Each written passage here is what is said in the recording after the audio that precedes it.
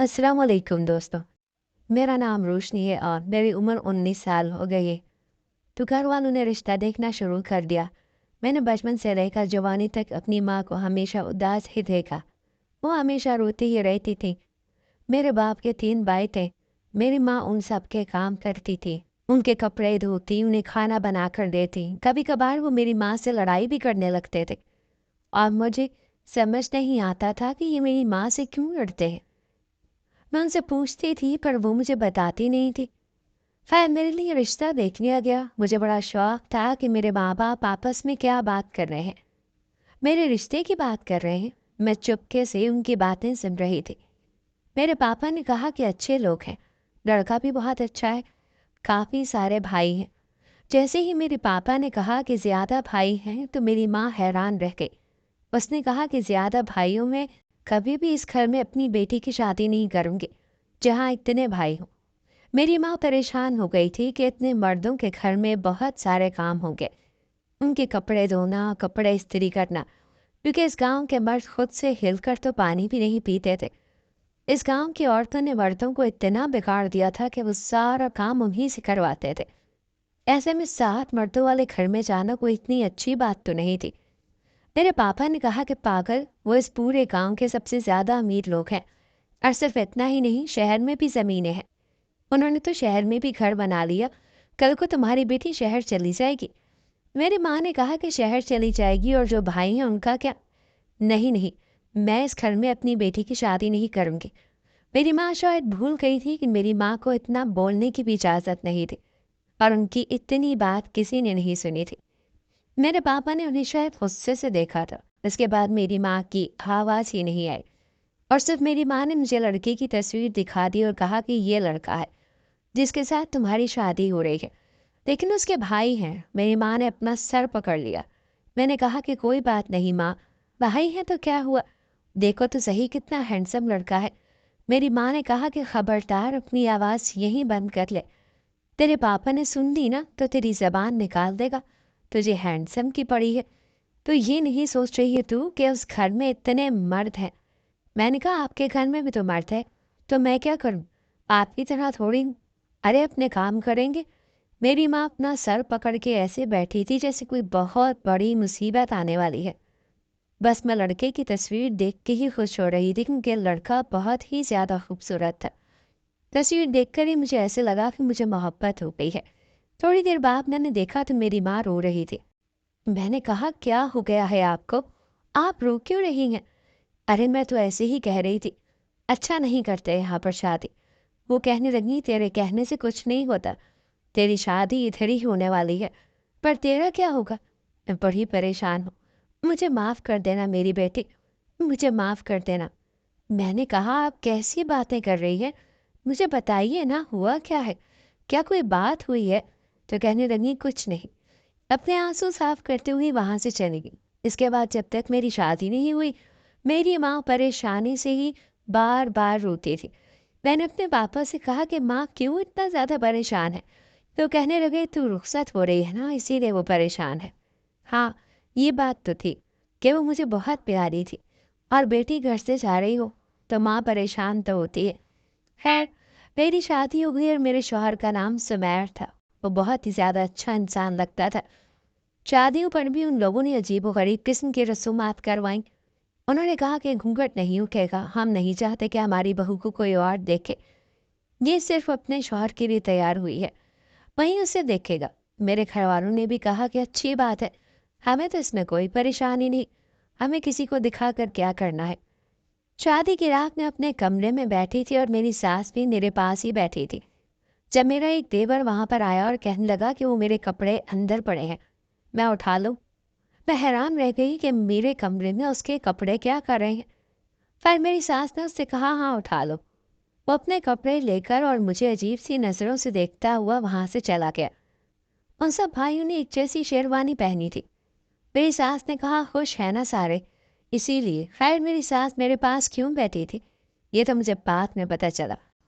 वो किस लिए मेरे पास बैठी थी ये जानकर तो मैं हैरान रह गई। कहने लगी कितनी प्यारी बहू है, कितनी खूबसूरत, कितनी मासूम। अच्छा देख, मैं तेरे लिए कुछ लेकर आई हूँ। हमारे यहाँ एक रस्म है, کہ شادی کی رات ساس بھی بہو کو کچھ دیتی ہے۔ میں خوش ہوئی کہ چلو ایسی بھی کوئی رسم ہے جس میں ساس بھی بہو کو کچھ دیتی ہے۔ میں نے کہا جی، جو بھی آپ کی مرضی۔ انہوں نے میرے ہاتھ پر ایک چیز رکھ دی، جس سے میں نے اس چیز کو محسوس کیا تو میں حیران رہ گئی۔ کہنے لگی، اب یہ تیری ہے اور یوں سمجھ کے اس پورے خاندان کی ہے۔ میں نے تیرے ہاتھ میں صبح میں اس کو واپس لینے کے لیے آؤں گی۔ دیکھ مجھے مایوس نہ کرنا، ٹھیک ہے نا میری بیٹی؟ تو میری بہو نہیں، تو میری بیٹی ہے۔ تجھے کوئی بھی تنگ کرے تو نے مجھے بتانا ہے، میں ان کے کان کھینچوں گی، لیکن تھوڑی میری بات بھی ماننی ہے۔ دیکھ تو اچھی لڑکی ہے نا، صبح لینے آؤں گی میں اس کو واپس۔ یہ کہہ کر میری سانس چلی گئی۔ پھر میں اپنے شوہر کے بارے میں سوچنے لگی تاکہ میرا دماغ تھوڑا پرسکون رہے، کیونکہ ایک ہی چیز تھی اس سارے رشتے کو، ان سارے معاملے میں، جو مجھے یہ محسوس کرنے پر مجبور کر رہا تھا کہ میرے ساتھ اتنا بھی برا نہیں ہوا۔ باقی جتنی بھی لڑکیوں کی شادی ہوئی تھی ان کے شوہروں کی شکل دیکھنے کے لائق نہیں تھی۔ کوئی بہت زیادہ موٹا سا تھا تو کوئی بہت زیادہ کالا تھا، لیکن میرا شوہر تو بہت ہی خوبصورت تھا۔ وہ کمرے میں آیا اور میرے سامنے بیٹھ گیا، اور اس کے آنے سے پہلے میں نے گھونگھٹ گرا لیا۔ جب میں نے گھونگھٹ اٹھایا تو میں نے اسے غور سے دیکھا۔ اتنے قریب سے کسی مرد کو پہلی دفعہ دیکھا تھا۔ واقعی بہت خوبصورت تھا۔ اس نے اپنی کوٹ کی جیب میں سے ایک سونے کی انگوٹھی نکالی اور میری انگلی میں پہنا دی۔ میں حیران ہوئی کہ اس نے مجھے اتنا بڑا تحفہ دیا۔ آج کل تو سونا بڑا مہنگا تھا۔ میں بہت خوش ہو گئی۔ پھر وہ مجھے کہنے لگا، میں تمہارا بہت زیادہ خیال رکھوں گا، لیکن تم نے میری بات ماننی ہے۔ میں نے اس سے کہا، اگر میں آپ کی بات نہیں مانوں گی تو کس کی مانوں گی؟ اس بات پر وہ بہت خوش ہو گیا۔ پھر مجھ سے کچھ اور محبت بھری باتیں کرنے لگا۔ کچھ دیر ہم لوگ ایک دوسرے کے ساتھ بیٹھے۔ اس نے ایک گلاس دودھ بھی پیا۔ مجھے کہا، تم بھی پی لو۔ میں نے کہا، نہیں مجھے نہیں پینا، میرا دل نہیں چاہتا۔ تھوڑی دیر کے بعد وہ کمرے سے باہر چلا گیا۔ اس کمرے کے اندر باتھ روم نہیں تھا، اسی لیے شاید باتھ روم گیا ہوگا۔ لیکن جب وہ واپس آیا تو اس نے مجھے ایسی بات بتائی کہ میں حیران رہ گئی۔ میرا شوہر کہنے لگا، جب تک میرے بھائیوں کی شادی نہیں ہو جاتی تم ہی ان سب کا خیال رکھو گی۔ یہ سن کر مجھے بڑا سا عجیب لگا، اور میں نے کہا، آپ میرے شوہر ہیں، میں تو بس آپ کی ذمہ داری اٹھا سکتی ہوں۔ یہ سن کر میرے شوہر کو غصہ آ گیا، مگر اس نے برداشت کر لیا۔ اگلے 3 دن میری ساس نے مجھ سے کوئی کام نہ کروایا، مگر چوتھے دن سارے بیٹوں کی ذمہ داری مجھ پر ڈال دی۔ میں نئی دلہن تھی، دیور سے شرم آتی، مگر کوئی کمرے میں آ کر کپڑے مانگ لیتا، کوئی نہاتے وقت تولیہ مانگ لیتا اور مجھے پکار لیتا۔ کسی کو رات کے 1 بجے بھوک لگتی تو وہ مجھے جگانے کے لیے کمرے میں آ جاتا۔ شوہر کو اپنے بھائیوں کی اتنی پرواہ تھی کہ وہ رات کو کمرے کا دروازہ ہی کھلا رکھتا تھا، تاکہ جس کو جو بھی ضرورت ہو وہ بلا جھجک آ جائے۔ یہ دیکھ کر میں بڑی پریشان ہو گئی۔ مجھے ایسا لگتا تھا کہ میں زندہ ہی نہیں، بس ایک جگہ پر بیٹھی تھی۔ میری ساس میرے پاس آئی اور کہنے لگی، مائکے آرام کرنے کے لیے ہوتے ہیں اور سسرال کام کرنے کے لیے، اسی لیے سارے گھر کے کام تمہیں ہی تو کرنا ہے۔ اچھا، تو ہمت نہیں کرے گی تو یہ سب کچھ کیسے ہوگا؟ تو واقعی بہت اچھی لڑکی ہے۔ مجھے ان کی آواز ایسی آ رہی تھی جیسے وہ کسی کنویں میں کھڑی ہو کر بول رہی ہوں۔ میرے کان بند تھے، میرا دماغ بند تھا، میری زبان بند تھے۔ ایسا لگتا تھا کہ میری آنکھیں بھی بند ہیں، کیونکہ مجھے دکھائی بھی کچھ نہیں دے رہا تھا، بس ایک زندہ لاش بنی بیٹھی تھی۔ مجھے کیا پتا تھا کہ میرے ساتھ یہ سب کچھ ہونے والا تھا۔ تبھی میری ماں اپنا سر پکڑ کر رو رہی تھی۔ اب مجھے میری اپنی ماں کی ساری زندگی سمجھ آ گئی تھی، جب وہ کہہ رہی تھی کہ اس گھر میں دیور زیادہ ہے۔ یہ مجھے سمجھ آ گیا تھا کہ اس وقت اگر میں کسی سے ملنا چاہتی تھی تو وہ اپنی ماں تھی، لیکن یہاں پر یہ رسم تھی کہ جب شادی ہو جاتی ہے تو اس کے بعد ایسی کوئی رسم نہیں تھی جس میں لڑکی کے ماں باپ گھر آ سکتے یا لڑکی واپس جا سکتی تھی۔ 1 ہفتے کے بعد لڑکی کے ماں باپ لڑکی اور اس کے شوہر کی دعوت کرتے تھے، اور ابھی اس میں 4 دن باقی تھے، اور مجھے پتا تھا کہ میں یہ 4 دن کیسے گزاروں گی۔ یہ سوچ کر میں نے رونا شروع کر دیا۔ میں دیکھ کر سسرال والے کہنے لگے، یہ دیکھو ذرا، 2 دن کی دلہن بیٹھ کر دہاڑے مار مار کر رو رہی ہے، اس طرح تو اس گھر پر کوئی مصیبت آ جائے گی۔ یہ تو ہمارے گھر میں بدشگونی ڈال رہی ہے۔ ارے کوئی اس کو سمجھاؤ کہ ایسے نہیں کرنا ہے، اس کو روکو، کوئی تو روکو۔ تھوڑی دیر کے بعد سمیر نے میرا ہاتھ پکڑا اور کہا، چلو اندر چلتے ہیں۔ میں نے اس کی بھی ناراضگی دکھائی۔ اس نے کہا، روشنی میری بات سنو، کمرے میں چلتے ہیں۔ وہ مجھے کمرے میں لے آیا، اس نے مجھے بٹھایا، مجھے پانی پلایا، میرے آنسو صاف کیے اور کہنے لگا، کیوں رو رہی ہو؟ میں نے کہا، کیوں رو رہی ہوں؟ آپ کو نہیں پتا کہ میں کیوں رو رہی ہوں؟ آپ کو یہ سب کچھ اچھا لگتا ہے؟ آپ کا دماغ تو ٹھیک ہے؟ آپ کو کیا ہو گیا ہے؟ اس نے کہا دیکھو، پہلی بات تو یہ کہ مجھ سے اس طرح سے بات مت کرو، میں تمہارا شوہر ہوں، اس سے بات کرو، آرام سے بات کرو، میں تمہیں یہاں بات کرنے کے لیے ہی تو لایا ہوں۔ اور دوسری بات، تم کیوں اوور ریئیکٹ کر رہی ہو؟ میں نے پھر سے رو دینا شروع کر دیا، میری آنکھوں سے اتنے بڑے بڑے آنسو نکل رہے تھے۔ میں نے کہا آپ کے سہارے میں یہاں آئی، آپ میرے شوہر ہیں، میں صرف آپ ہی کے لیے آئی ہوں، باقی سب کے لیے تو نہیں آئی نا۔ یہ سب یہاں پر کیا ہو رہا ہے؟ مجھے نہیں پتا تھا کہ یہاں ہوتا ہے، میری ماں نے مجھے نہیں بتایا، ابھی میری عمر ہی کیا تھی کہ میری شادی کر دی انہوں نے، اور انہوں نے مجھے نہیں بتایا تو آپ تو بتا سکتے تھے، اب تو کسی طرح مجھے یہ سب کچھ بتا سکتے تھے کہ میں آپ سے شادی نہ کرتی۔ میں اپنے دماغ میں سوچ رہی تھی کہ میرا شوہر تو بڑا ہی ظالم ہے، اس کو کسی بات کی فکر نہیں ہے، لیکن میں یہ زندگی نہیں گزاروں گی۔ میں پھر سے رونے لگی، سو میں کہنے لگا دیکھو رونا بند کرو، ابھی ابھی دلہن بنی ہوں، تمہارے یہاں پر شروع کے دن ہے، ایسے ہی تم رو گی تو ہم سب پر کوئی مصیبت آ جائے گی۔ میں نے کہا مجھ پر مصیبت آ گئی تو آپ سب پر بھی کیوں نہ مصیبت آئے۔ ابھی میں بول ہی رہی تھی تو میرے شوہر نے میرے منہ پر تھپڑ دے مارا۔ اچانک سے وہ اپنی اوقات پر آ گیا، اس نے کہا ایک تو میں تم سے پیار سے بات کر رہا ہوں، اوپر سے تم ایسی باتیں کر رہی ہو، ٹھیک ہے لے جاؤں گا تجھے تیری ماں کے گھر، وہ تجھے آرام سے سب کچھ بتا دے گی، اس کے بعد شور بھی نہ کرنا ہمارے سامنے، عزت دے رہے ہیں تو اس کو ہضم کرنا سیکھو، نہیں تو تیرا بہت برا حال ہوگا۔ میں چیخیں مار مار کر رو رہی تھی، میں برباد ہو گئی تھی، ان لوگوں کو میرے رونے سے پریشانی تھی اور میں اور زیادہ رونے لگی۔ میں ان سب سے تھک گئی تھی، اسی لیے میں نے سوچ لیا تھا کہ میں سب کو بیوقوف بنا کر یہاں سے باہر نکلنے کی کوشش کروں گی، اور جب شہر پہنچ جاؤں گی تو وہاں سے غائب ہو جاؤں گی۔ یہ کہنے میں جتنا آسان لگ رہا تھا، کرنے میں اتنا ہی مشکل تھا، کیونکہ یہاں پر بیوی کو باہر لے کر نہیں جایا جاتا اور شہر تو کوئی بھی نہیں لے کر جاتا۔ ہاں کبھی کوئی اس دنیا سے جا رہی ہو تو اسے اسپتال لے جاتے ہیں، لیکن وہ ایک الگ معاملہ تھا، اور میرا دوسرا آپشن تھا کہ میں بیماری کا ناٹک کروں اور مجھے اسپتال لے جایا جائے، لیکن اس میں بہت رسک تھا کیونکہ یہاں پر بھی ایک دو ڈاکٹر تھے، وہ بتا دیتے کہ یہ بیمار نہیں اور میرا جھوٹ پکڑا جاتا۔ اسی لیے مجھے کوئی ایسا پلان بنانا تھا جس میں رسک کم ہو۔ میرے لیے یہ سب کچھ تو بڑا ہی مشکل تھا، لیکن پھر بھی میں پلان بنانے میں کامیاب ہو گئی، اور میں نے ایک دن اپنے شوہر سے کہا کہ مجھے باہر جانا ہے، مجھے شہر دیکھنا ہے، بس ایک دن کے لیے، صبح جائیں گے اور شام کو آ جائیں گے۔ کہنے لگا ہاں ٹھیک ہے، کسی کو پتہ بھی نہیں چلے گا۔ اس شادی کو 2-3 مہینے ہو گئے تھے، تب کہیں جا کر میں یہ پلان بنانے میں کامیاب ہوئی، اور اب اسے ٹرائی بھی کرنے والی تھی۔ ہم لوگ شہر بھی پہنچ گئے، لیکن تھوڑی ہی دیر کے بعد میری طبیعت واقعی میں خراب ہو گئی، وہ وہاں پر مجھے کہیں اسپتال لے گیا، اور ڈاکٹر نے کہا کہ میں ماں بننے والی ہوں، تو میرے قدموں کے نیچے سے زمین ہی نکل گئی، کیونکہ یہ میرے اوپر ایک بہت بڑی مصیبت تھی۔ ڈاکٹر نے مجھے بتایا کہ فی الحال سب کچھ ٹھیک ہے۔ چاہ نہیں سن کر کہا یہ تو بہت بڑی خبر ہے، چلو واپس چلتے ہیں اور گھر والوں کو یہ خوشخبری سناتے ہیں۔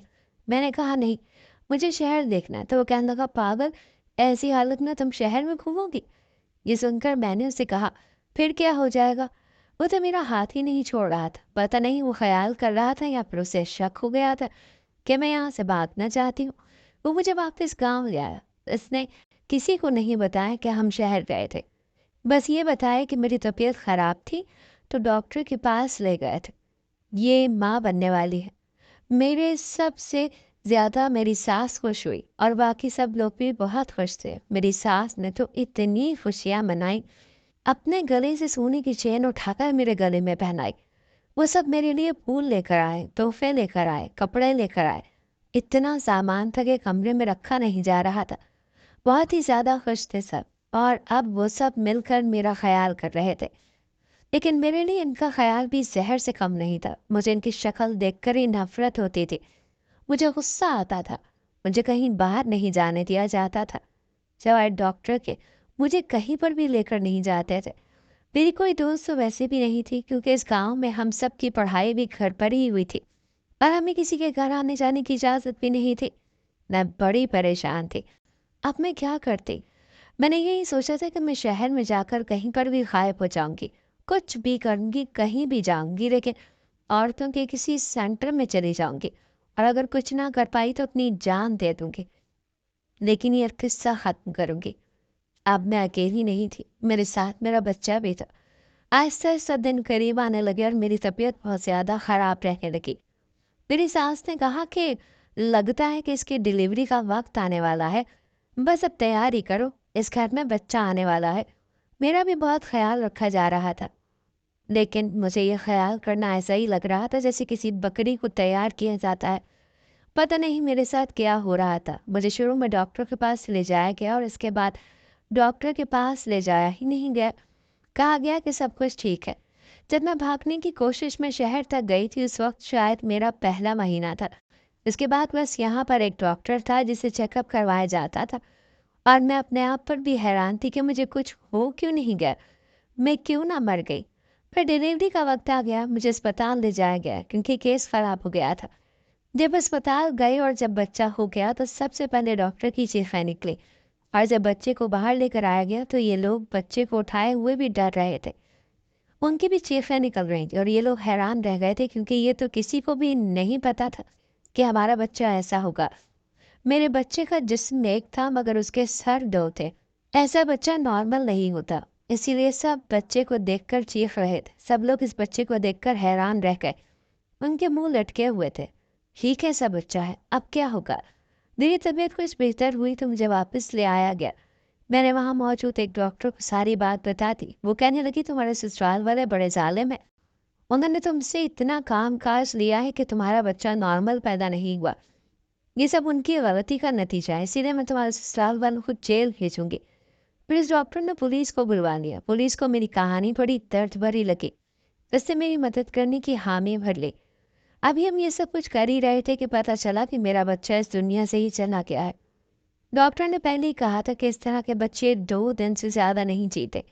ये दुख भी मुझे बहुत पड़ा था, मेरी औलाद थी। मैंने 9 महीने उसका इंतज़ार इसी सोच में किया था कि वो मेरी अपनी औलाद है। मेरे शौहर सुमेर को एक जगह पर बिठाया गया और इसे पूछा गया कि तुम अपनी बीवी के साथ रहना चाहते हो, उसे अच्छे तरीके से अपने साथ रखना चाहते हो, जो तुमने पहले किया वो सब तो नहीं करोगे। ये सिर्फ तुम्हारी बीवी है, सिर्फ तुम्हारे साथ रहेगी, तो ठीक है, नहीं तो अभी और इसी वक्त इसके तुम तलाक दे दो, और वो भी 1 सेकंड में, क्योंकि हमारे पास बहुत बड़ी वजह है। उसने रोना शुरू कर दिया और अपना सर पकड़ लिया। उससे कहा ये सब मुझे मेरी माँ ने कहा था, मैं नहीं करना चाहता था। ये मेरी बीवी है, मैं इसके साथ रहना चाहता हूँ, लेकिन मुझे इस पर भरोसा नहीं था। इसीलिए पुलिस वालों ने कहा कि तुम उस गांव में नहीं रहोगे, अपनी माँ और भाइयों के साथ नहीं रहोगे, शहर में तुम्हें रहने के लिए जगह दी जाएगी, वहीं पर तुम्हें काम करना होगा और तुम वहीं पर इसे साथ रखोगे, और हम लोग हर 3 महीने के बाद आकर चेक भी करेंगे कि क्या हो रहा है और क्या नहीं हो रहा। वो मान गया और मैं शहर चली गई। मैंने वापस मुड़कर ना तो अपनी सास और बाकी सबकी तरफ देखा और ना ही अपने माँ बाप की तरफ, क्योंकि वो भी इस सब में बराबर के शराकतदार थे। लेकिन मैंने उन्हें कानून से बचा लिया। कानून का साया उन पर नहीं पड़ा, क्योंकि मैं फिर भी उनकी बेटी ही थी, और अब मैं सुमेर के साथ रहती हूँ। वो काफ़ी हद तक बदल गया है, तेरे सामने शर्मिंदा शर्मिंदा सा रहता है। इसीलिए उसके साथ रहने में मुझे कोई मसला नहीं होता, क्योंकि जो मैं कहती हूँ वो मान लेता है। जब मर्द औरत का गुनहगार हो जाता है तो फिर वो बहुत अच्छा शौहर साबित होता है। ये कोई फिल्म या ड्रामा होता तो शायद मेरी ज़िंदगी से ये सब लोग निकल जाते और मैं अपनी ज़िंदगी गुजार लेती और एक कामयाब औरत बन जाती। लेकिन ये भी सच है कि मैं अपने शौहर के साथ ही रह सकती हूँ, चाहे वो जैसा भी हो।